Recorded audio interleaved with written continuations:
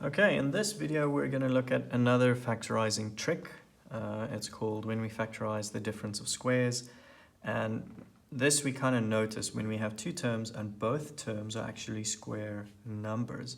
So x squared is a square number because x times x is x squared, so we're multiplying the same thing twice and getting that number. And obviously 4 is a square number because 2 times 2 would give you 4, and we're multiplying two of the same numbers to get to 4. Now the trick works like this. Whenever you have difference of squares, you make two brackets. Very simple. You write the square root of the first one in the first bracket. So x and x put in the first place because x times x is x squared. And the 4, you just get the square root of 4 and you write that answer in the second part. And now for the tricky bit is just doing a negative and a positive. And that's it. There's no real big kind of working stuff out. The most tricky thing here is just to recognize it. But yeah, let's do one or two more examples. Let's just look at why this works, why this trick works. Because if we do FOIL, now if you don't know what FOIL is, FOIL stands for first.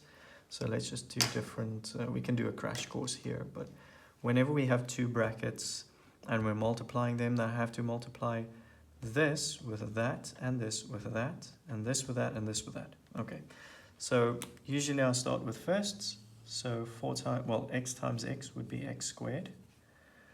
And then next would be outer. So this one times that one. So x times plus 2 would be 2x.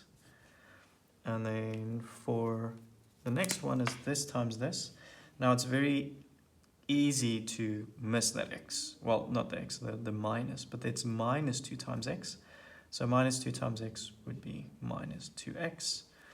And then, so that would be inners or insides, and then lasts for FOIL, if I had to write this. Firsts, outside, inside, last.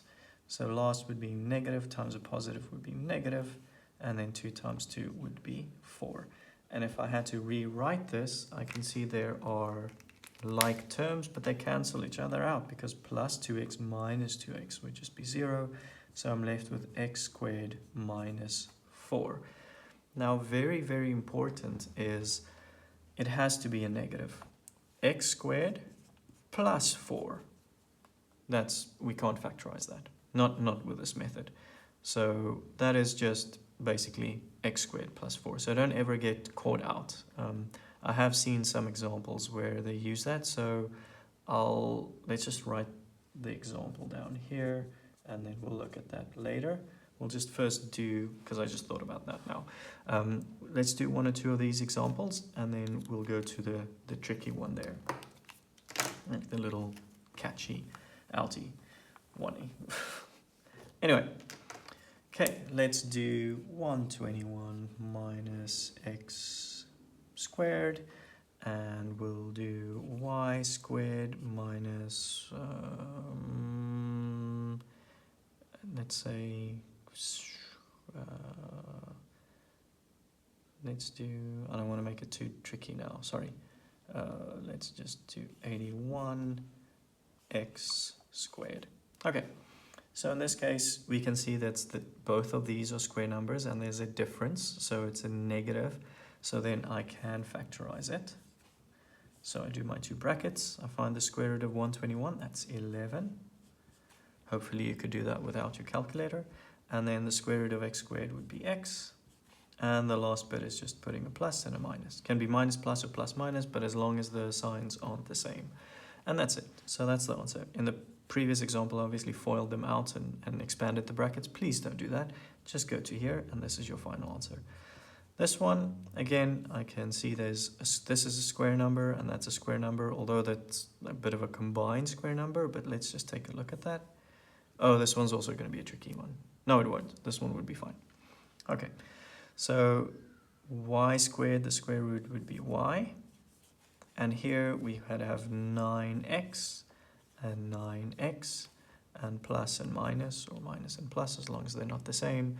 So y times y would be y squared, 9 times 9 would be 81, x times x would be x squared. So this is also finished. Okay, let's look at our other example here. Okay, so I'm going to do it in red because it's a It's one that you shouldn't get caught out on. X squared minus 16. Okay, so, oh no, it's not x squared. X to the power of 4. Okay, so both of these are square numbers, so I can do my two brackets. And then that would be x squared, because x squared times x squared is x to the power of 4. And then 4 times 4 would be 16. And I can do a minus and a plus. And the big mistake is ending here and thinking, oh, question finished. But within these brackets, there are square numbers again. But the catch is, I can only factorize this bit because it has a minus. That part has a positive, so that's not factorizable if there's a word like that. So this part I can factorize again by making my two brackets. I'll finish off with that. This would be x, and that would be 2 and 2, and then minus and the plus, and then we just have to end off with our x squared plus 4. Okay, so that's a big thing. So two things that you should realize here is one, that x to the power of 4 is actually a square number, being x squared, and seeing that you can do the kind of difference of squares to get factorizing to the first step. But then the second step, two things, is actually going to check whether this can be factorized into this, and it can, and realizing that cannot be factorized because it has a positive, well, there's a positive, it's the addition of squares and they can't be factorized.